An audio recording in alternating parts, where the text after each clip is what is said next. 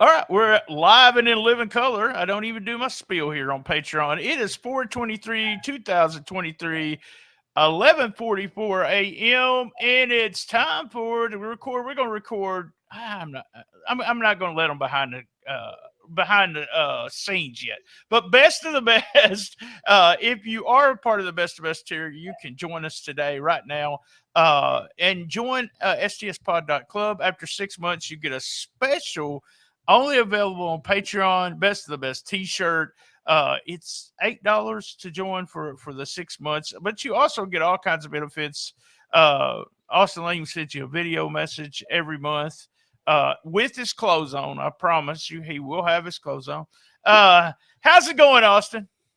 It is going great. Yeah, been busy. I mean, so busy. But yeah, basically, you're getting you're on that Patreon. If you go for 6 months, it's basically almost the price of a T-shirt already. So I mean, you're basically getting it basically free. So I mean, just I 6 months know. at that tier. You're right. T-shirts are like 35 now, and concert shirts are up to 50 or 60. Now I'm dating myself, but when I would go to the concert, Mid-South Coliseum, tickets were usually about $12 for to see three bands, and the T-shirt was what I saved up for. Or Yeah, I begged my parents, say, let me go. But then they go, you got a ticket. Well, I need $20 for the concert shirt. Oh, I ain't paying no $20 for no shirt. But that's what you would do, you concert shirt. But yeah, gimmick shirts we charge almost 25 on the site and everywhere. Like if you go to Arena 35, there's a process to doing that. And it's an investment for you, the worker. You gotta throw down the money first to get all the shirts, and then hopefully you'll get your money back. I know you get your money back, but some people don't, and yeah, there's all kinds of people that do that. It's one of those things that I've thought about doing. My middle child's thought about doing too. So we may be yeah, advertising the wrestling T-shirt bundle one day. So, all right, let's get started. exactly. We'll watch here's the match we're gonna watch. I love this match. I don't know if you've seen it. Did you see AEW Revolution? I did not see this one. So when you announced which match it was going to be, I'm like, oh, I'm going to go into this one cold because I haven't seen it yet, That's right. and I know basically like what the intentions of the match, the story of the match coming out of it. So that's how we're going to do. I'll look at it and break it down on how they do as far as what they are intending to do in the match. Which and I haven't seen it before, so I'll be able to kind of break it down on what their thoughts are. Right. And this was just kind of we're going to do a really good opening match for the pay-per-view, the Revolution pay-per-view this year is 2023, and they had Jericho and Starks go back and forth on their TV. If you've got the pay-per-view, you're available on Fight Network. I think it's Fight TV that you can get it. You can get all of the kind of places you can watch it on your device. I bought it for that. Man, their pay-per-views are high, but they're usually worth it. At 4 minutes and 35 seconds, I'm not going to play the entrances. If you want to watch along with us, if you're on Patreon, I will get the unedited version. You can actually see what's going on. If you're watching this on Memphis Wrestling YouTube or my YouTube channel, the match is going to be blanked out or blurred out, and the only way you can watch it with us is be part of the tier and be able to be at least a Patreon member to watch it. So here we go. Let me get started. Yeah, and the thing is, Chris Jericho I love Chris Jericho the way, he can literally create stars. He's so smart as far as inside the wrestling business. I mirror a lot of the stuff I do after just his mindset in the business. We talked about this before, but he's been able to put many years. Here we go, starting spot right here. Kind of starting off hot and heavy, and a lot of times you want to start hot and heavy if you've already got heat going into a match.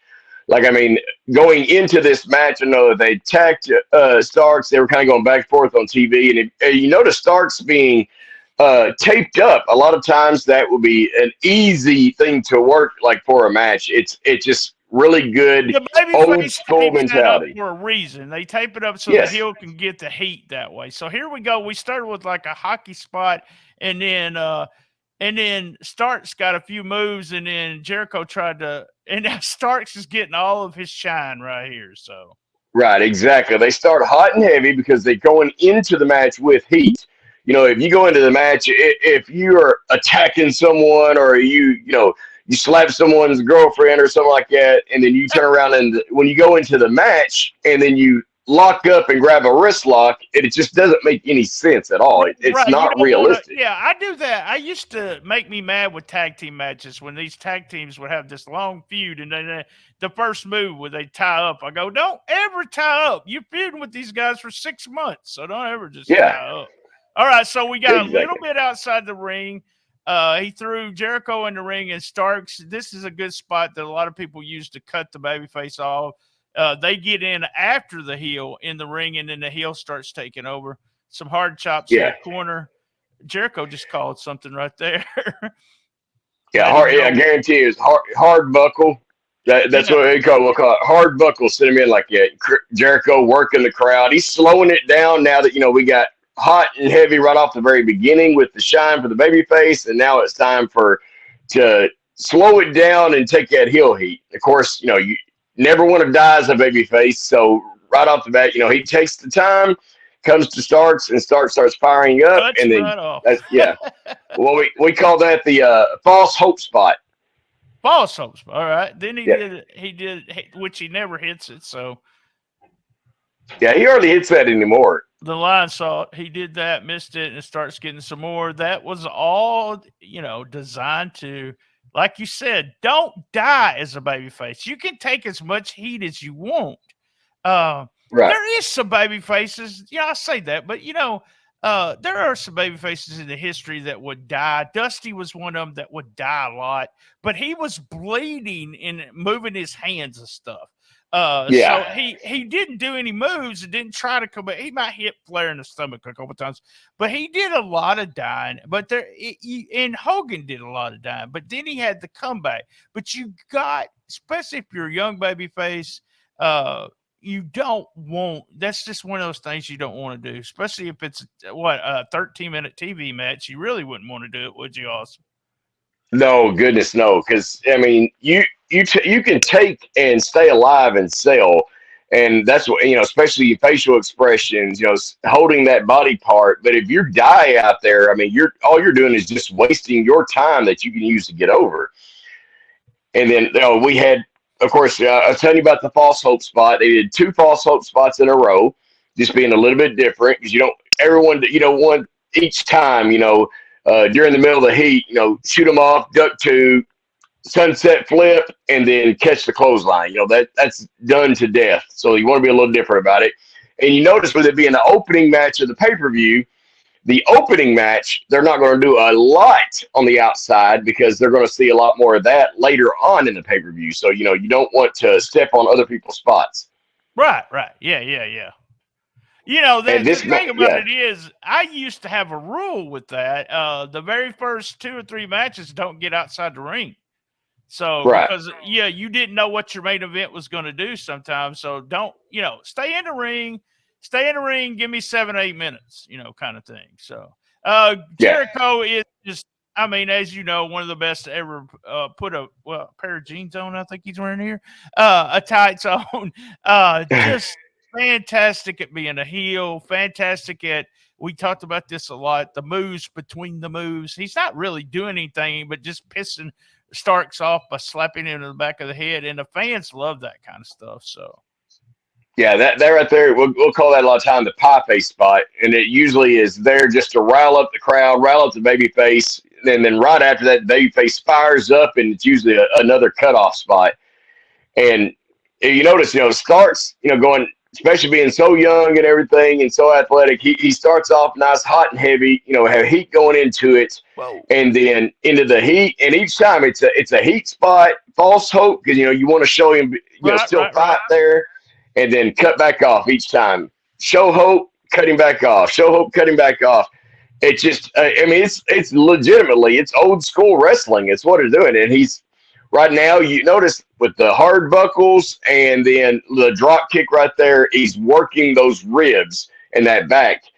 You take and work that area. He's got it taped up. It's already, they'll talk about it on the commentary, how it's a bullseye on, for a baby face. But it's so easy to use when that. they say that, it goes to you're telling the crowd, let's watch this and see if it happens, kind of thing. And Jericho can, you see all the stuff he did right there before he even starts again. I noticed it already 3 times, but I did not notice it the first time I watched it. He is calling every bit of this match, and you talk about being old school. Was it as bad when you first came into business? Did the heel always call the match in the ring? Because that's the way I was. The heel always called the match. Yeah, when I first got in, the heel always called the match. Always called the match. And then after a few years and people knew that I knew how to tell stories in the ring, stuff like that, even as a babyface, I was calling matches. I've called matches, against so-called, quote unquote names in the business, and I'm always the one calling the match. They love you to instead of them just. I remember Ricky Morton was backstage with him, and he wanted. I was telling him about being friends with Bobby, and then when he got ready to work somebody, he's like, "How good is this guy?" And I go, "Just let him call what y'all want to do." And he just let the guy call it. And he's like, he came up to me after the match, he's like, he wanted me to call the match. I go, you can do it. So, they like that. They love the idea of being able just to, this is an easy match for Chris Jericho. So. Yeah, very easy. And then you notice right there, so on that, when you come out of the heat, now we're not doing a false hope because it's a little more to it. It's kind of a comeback. So the difference is the comeback will last a little bit longer than a false hope spot is, or a false comeback. And what they do is a lot of time, there's 2 different ways to get into it. Sometimes they call it either a double knockout, double noggin knocker, or double down, where both guys are down, and then work your way back up, and babyface, gets you start coming back on the heel. Or as they did in this one, you do a double down, and they end up just fighting out of either a hold or something to where, or sometimes it's out of the pie face spot where then all of a sudden they fire up. And see, right now the cutoff now, you had more of a comeback, so now that cutoff is going to lead into. He turned that top move into a hope spot. That's what he did. Yes, yeah, and then it was a cut back off, and now what you're going to see is, and I haven't even watched this match, but I guarantee you now you'll see more high impact stuff and more false finishes because we're kind of out of the heat a little bit, even though that Jericho, he's does a master class as far as storytelling. He's going to use this quote unquote, comebacks and falsies for telling the story. His big move right there, another high impact, going for the pin, falsely right there. And the object of this match, as you can tell, the object of this match is win or lose. I don't even know who goes over in this match, but the win or lose in this match is going to be to get Ricky Starks over. Right. Yeah. It's what it's about. No matter, you're right. Even at this point, you're still getting him more. He's injured, although he's getting, we're going to watch Ricky do it all here. So, yeah. Here's your double down right there. Yeah. Well, no, that one right there was he went for the spear. I think the camera angle was wrong. I think that they went with the hard shot. Yeah. I think he hit him with the code breaker. He had his knees up. Yeah, he had the knees up. So yeah, they're gonna show it again at a different. Yeah, here we go. Yeah, they'll show it again. I thought that was the spear. Yeah, there it is. He did. He hit him with a code breaker. See, I'm good at that. I just know it was the wrong angle. Yeah, it was the wrong angle. If they would have shot from this shot right here, if they would have used that camera on it, it would have looked so much better. That one's a little bit of a gaffe from the production truck, but yeah, that one should have been. They instead of using that hard cam shot, they should have used from the other angle, and that would have looked even better.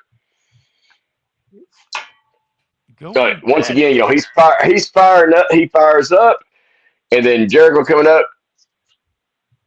Right now, they're basically back and forth. They're going for the false finishes. It's a lot. What they'll do is there you go. There's the Oh, he hit the spear. spear then, going for the pin.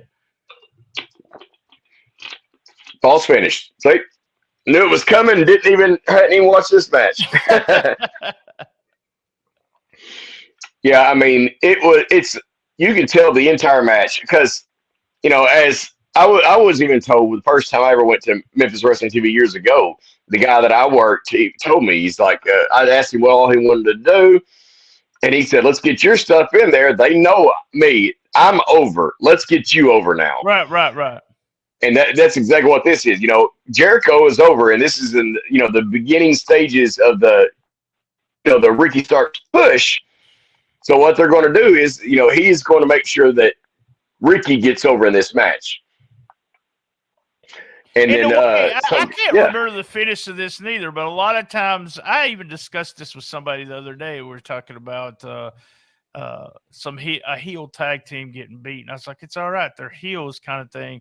But they also put over baby faces by letting the heel cheat so that even though we got a little bit of disturbance there on that one. That's a good spot right there. All right, the channel scrambled on our feed there. Yeah, to me, it looks like what he was doing. It looks like he was going for a line salt. Yeah. To do the line salt in the corner, and then Jericho apparently either probably put his knees up and then turned it into Walls of Jericho. So that's most likely what happened on it. That was sweet the way he did that. Jericho helped him do that. Oh yeah, I remember the old spot. A lot of people don't use it anymore. The single leg where you work in that's the single leg crab right there, but working the single leg, just the step over toe hold, and guy would work boom boom boom, and you just didn't realize, like the first time I done it, I didn't know how it was done, but how you can help the other guy up, reverse it. You just go back and forth with the leg lock. We had Sammy Guevara come out, was going to save Jericho, and so the referee goes to watch that, and Sammy's fighting. Was that Sammy or was that? Yeah, was that Sammy? I couldn't tell if that was Sammy. Yeah, but I don't know who jumped him. And Jericho has the bat now. Oh yeah, he has him in the single leg, and then you feed over. That way you can use the gimmick or the weapon or whatever, foreign object. That kind of deal to hit him with for a big false finish. Boom, blocked. Yeah. Oh. Look at the crowd. Crowd is just going crazy. I think they pretty much decided that Starks is fixing to win already. So, that looks so good. The punches in the back of the head telling us now that Jericho's out of it. Punches or elbows in the back of the head. Goes for his finisher. We have no interference. And a 1, 2, 3. Good match. Yeah, that I didn't even know who was going over in the match, but about halfway during it, you could tell who was going over it. But the simple things, the cheap things, as I call it cheap, not cheap as in like bad, but cheap as in easy. Using the tape around the ribs, using that for the heat. You going into it, heat during the match, and then use the weapon during it. You use outside interference to get the referee's attention. Use the weapon. So it's cheap, it's easy. Use the weapon to cheat. Crowd thinks, oh, that's it, and then block and go in the finish. Right. Very good. I really like that match. I think if I remember correctly, Meltzer gave it 4 stars, and I absolutely agree with it. Excellent way to start Revolution. And something you mentioned as you were talking, you said it's old school and they're working just like old school, which is not really the way a lot of people work anymore. Go back to Rollins and Miz we may actually watch that match from this past Monday night. Excellent match, old school heat, everything psychology. And one of these days, we're going to watch one of these matches where there's so many high spots and blah, blah, blah. And you're going to explain to me, because I know the psychology on it, but I want you to show me how there's still psychology going on, because I know you did this in your younger days. You would just go out there and you and someone would just get your shit in. You didn't understand actually the near falls or the actual heat all that kind of thing. And then that's all y'all did was get the big moves in, right? Yeah.